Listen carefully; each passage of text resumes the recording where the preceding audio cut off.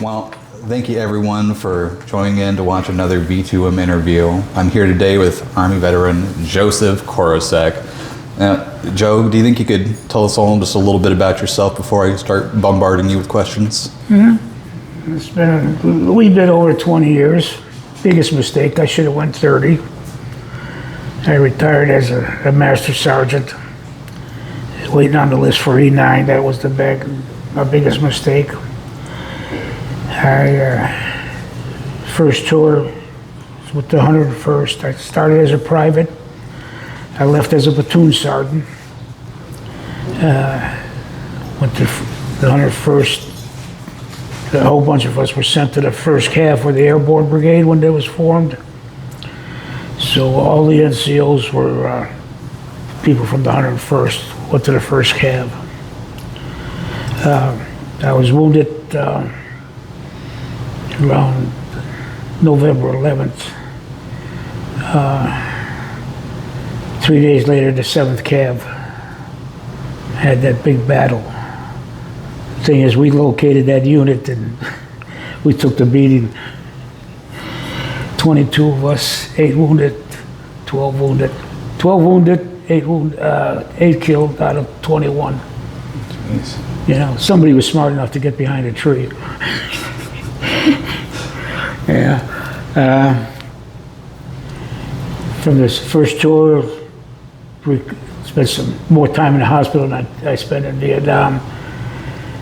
I got lucky enough to be assigned right back to the same company I left with almost a year and a half before. I took that division over in Vietnam in December, I think the 7th of 67. I was wounded at Tekka 68. Spent another 3 months in the hospital. They sent me to Hawaii.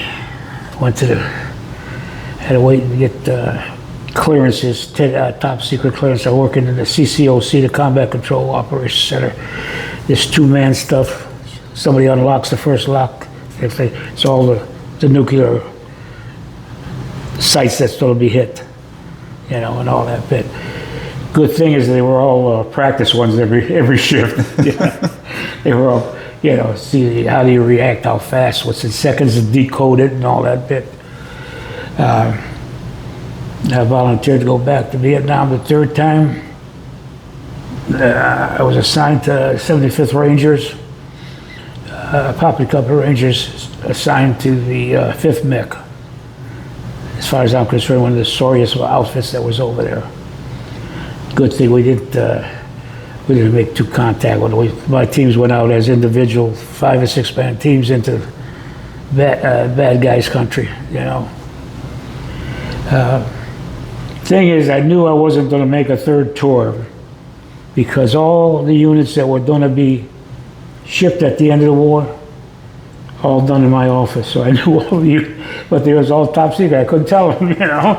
I says, you know, all I could say, you know, I had Lila Company Rangers was, they had the 1st Sergeant Gentry, which actually formed the 75th Rangers after the war. Best NCO, Command Sergeant Major. And I told him, I says, Gentry, I says, we're going in January. No, you come, your unit, my company stood down, he says, you work with, you take one of my E7 slots. I says, you got 2 extra E7s. I says, you got Jevakowski, Medal of Honor winner, and then you got a guy for just doing odd jobs and everything. I says, I'm not taking anybody's job. And I says, number one is, in about a week from now, you're gone. And they were gone and all that. But so most of all the units there were shipped back to the States or deactivated in January, you know, 71. Yeah. Yeah. From there, where did I go? Yeah, I was on orders. You know, I had 75th Rangers, and I come on orders to the Pentagon. I said, what the hell? I was infantry man. What am I going to the Pentagon? And the thing is, the top secret clearance as I had. So I go, ended up reporting to the Pentagon and all that bit, and the job I was supposed to take, the NCO who had it before added for an extension. So it says there's an operations sergeant across the walkway, the hallway. I said, would you take it? I says, this is 11 Foxtrot, 11 Bravo, you know? He says, yeah.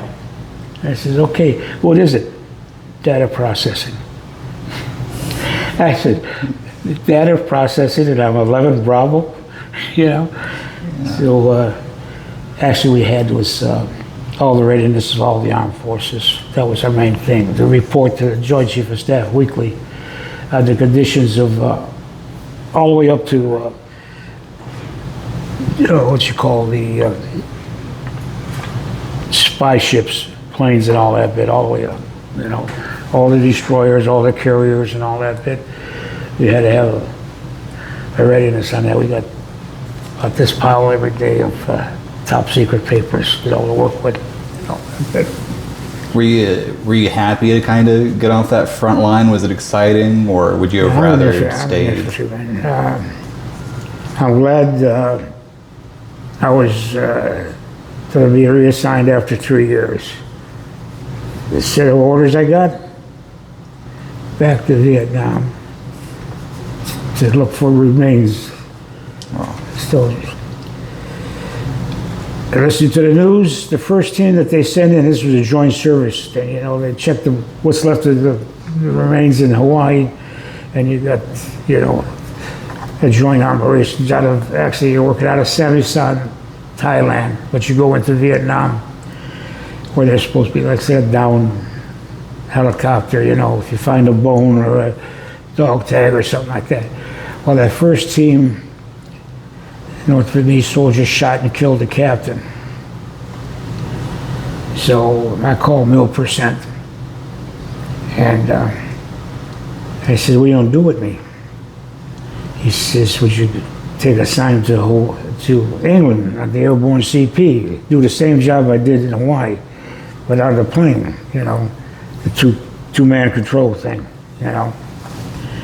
And I said, yeah. He says, you gotta set you down to get a class 2 physical, flight physical. I says, I can't pass that. He said, what do you mean? I said, I got a plate in my head. I'm not gonna pass no goddamn flight physical. He says, well, we'll give you a waiver. I said, no, you don't make me jump through my ass, because I was separating myself from my wife and my daughter at that time. You know, that sent her to California where her father's at. And I said, no. He says, why would you take Indonesia? I said, we'll send you to school at Benny, and you'll be training all Indonesian armed forces and send them to schools in the States and all that bit. I said, okay. I had a villa with seven servants. A villa. I had 7 servants for me, take care of me. Feed me, wash my clothes, make my bed. Oh, jeez. You know? But I still, you know, did my one tour. I said, I want to go home, you know. Oh, that's absolutely fair. I pulled some strings and got myself assigned to Fort A.P. Hill. I was a post-operation sergeant and all that bit. And like anything else, I had to work with civilians, which is not the best thing to do if you're in a uniform. They wanted to get rid of me, but they couldn't. The only way they did was downgrade my position. Then I became excess. And I was assigned to mechanized infantry, and all that bit. I should have took that assignment. Yeah. I would have made sergeant major within 2 years, you know. But I was sort of pissed off that they wouldn't re-enlist me. I says, you know, I have 19 years, 8 months, and you won't approve my re-enlistment. I says, you look at my goddamn record. I got 22 schools. I got 22 ribbons in the thing. And you're not gonna recommend me for promotion. Alright. But the thing is, I went to Fort Lee. We were under command of Fort Lee. I says, give me an extension. You know, I says, because otherwise I'd have to walk out the door with 19 years and 10 months. You know, and that's when I decided that the electric company contacted me, came to my cottage and offered me a job as a security officer and all that bit. I said, so I took it, you know, because it was, at that time, we're talking 82, $22,000. You know, I could have went to the sheriff's department. They wanted me, but they only paid $11,000. And my Army retirement as an E8, you know, wouldn't have been a hell of a lot of money, you know. Now as a retired E8 and 100% disability, I'm living financially fairly well, you know. Maybe it seems like it's a hard thing to turn down in that position. Yeah, I kick myself in the ass every day about it. Because I still would have come back with 30 years and met her mother. Did you always want to go Army? Like growing up, was that like always plan A for you? Or was in the Army, Second World War, and he stayed in until he was a recruiter in Cleveland and all that bit. So the Second World War, he was in Korea, and he worked in Cleveland as a recruiting officer. So they told him that he's got to learn how to ride because he's got to go to North Dakota as a recruiter. He got out. That was that last straw. But yeah, that's basically you know, my assignments and all that bit. Somehow everybody covered my ass for some reason, you know. I mean, clearly you were worth it. Well, the battalion wanted to commission me, give me a direct commission. All company commanders, the battalion commander recommended me for commission because they didn't have any platoon leader for my platoon. So I go to the meeting with the officers at the end of the day, then I got to go back with the NCOs, you know, platoon side with the first side. And I lived off post, so it was like I get home about 8. I go wake my troop, though we had a orderly room and everything, but I believed in waking my troops up, so I get there before, you know, first call, you know, make sure they get out, get cleaned up, clean the bay, eat and all that bit, you know. With so much, I mean, you did so much and went so many places, it sounds like, just from the little bit that you did tell me. Is there one that like stands out as is there a favorite memory you have, a favorite post? I think the proudest thing is a student sergeant. These ours? I told him, excuse me, this is emotional. Oh, absolutely. I told him at Fort Campbell, I says, I'm gonna try and get all of these to come back alive. I didn't, you know. I only lost one in combat, the rest was, the base was mortared, and I lost 4 people in the bunker, you know. And the thing is, I had those 3 people were waiting for paperwork to go home. I put them out. I said, they had personal problems. One was a foreigner. I said, you got a green card? He said, no, how the hell did you get drafted? You know, you're not supposed to be here. Then the black guy had a problem with his mother or something like that. And something else. So I had those 3 people, didn't go in the field, stay on the fire base, on the perimeter, you know. But when the company came in, they wanted to see their buddies. And we had, I think, 2 days off, which is unusual. So So we had these bunkers that one of them we already covered up, and we were working on the second one. That, you know, 2 squads go into the thing. But at that time, I didn't have no 40-some people. I was down to 20-some people, you know. And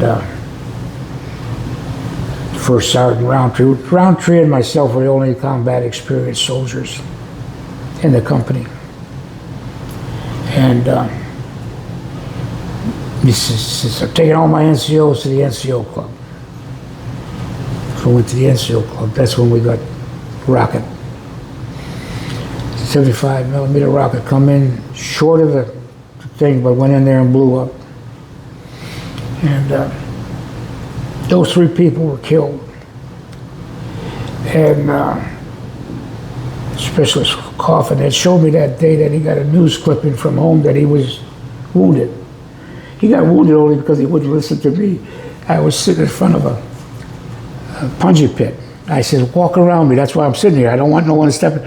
He stepped in the punji pit, got to be medevaced out.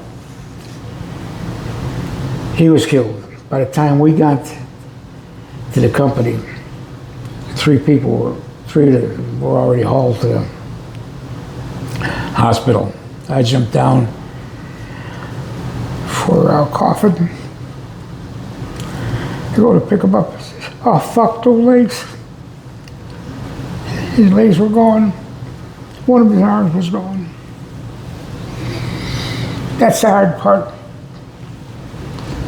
I'm sorry. No, this is exactly, I mean, what we're here to talk about, and this is your experience, and I'm glad that you're willing to share this with us. I mean, it's a very vulnerable thing.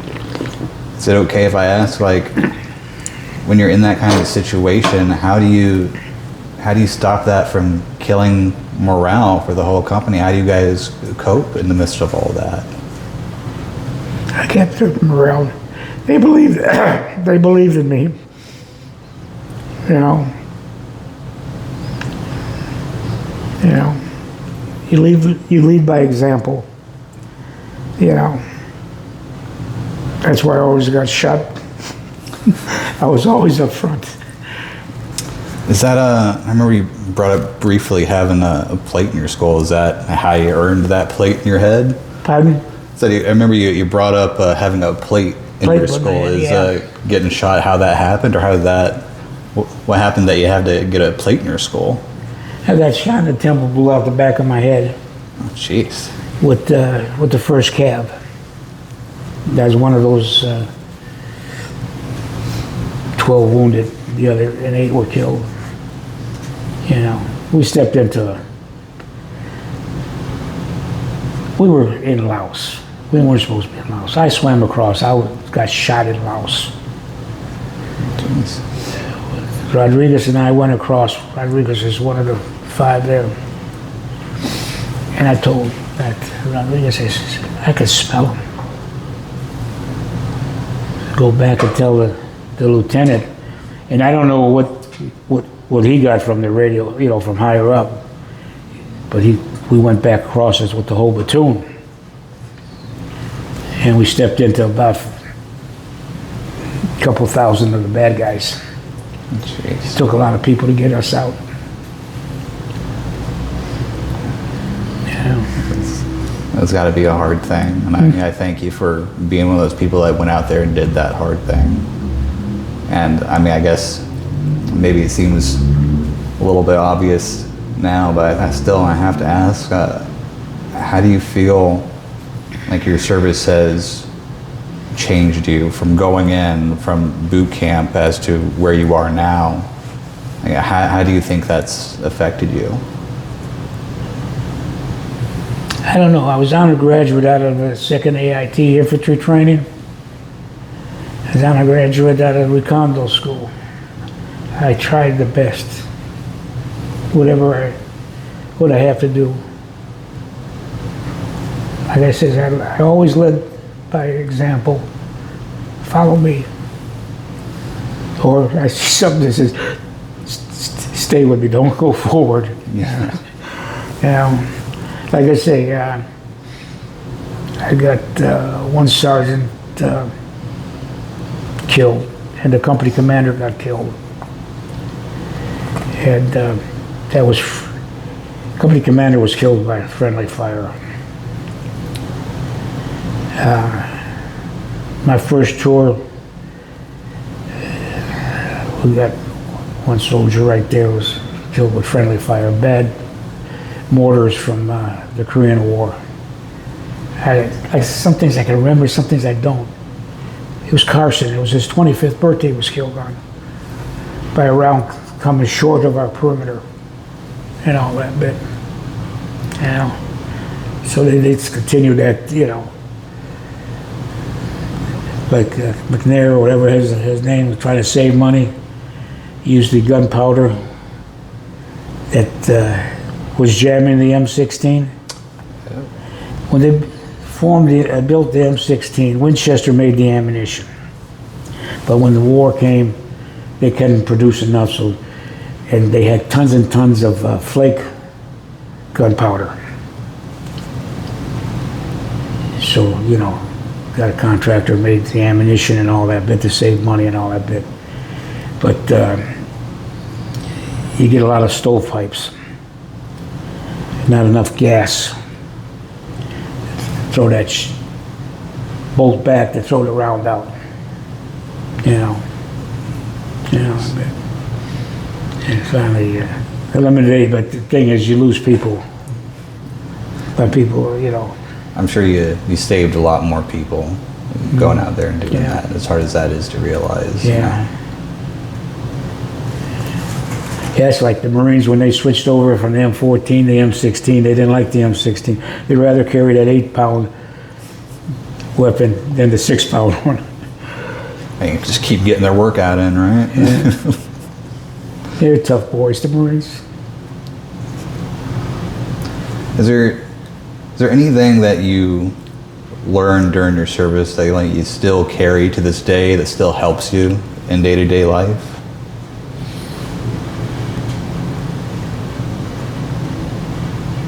Basically, you know, try and treat people as you want to be treated. You know, I never stand there in front of the face of a troop and chew his ass out. You know, you sit down and explain what you're doing wrong, youngster. If you don't correct it, I'm gonna put you on some extra duty or something like that. You know, let them know that, you know, grow up. My platoon was 19 and 20 years old. Gomez was the oldest one. This thing. He was TAC at Recondo School. He burned my ass when I went to school. And I was lucky when he was assigned to me. That's the best field soldier in the world. Which one? This little guy right here. Him and House were killed by the same RPG. You know.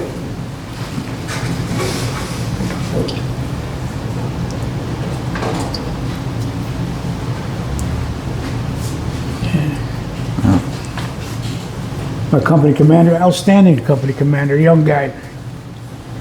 Before we went on our first, went to camp, to Vietnam, he made captain in 18 months. It's unusual. Yeah, it's a very short amount Very of time. unusual. And all that bit. He was well liked. But like anything else, he wouldn't listen. So we're search and destroy and all that bit, and he come up for us, says, 6, you know, said he called his name 6, was captain of 6, you know.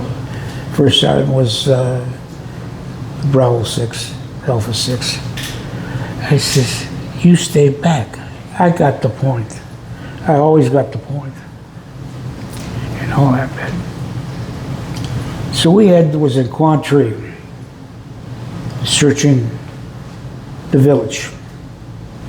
And at the end is the dump. Then it drops down to a big rice paddy, and over there's a big wooded area.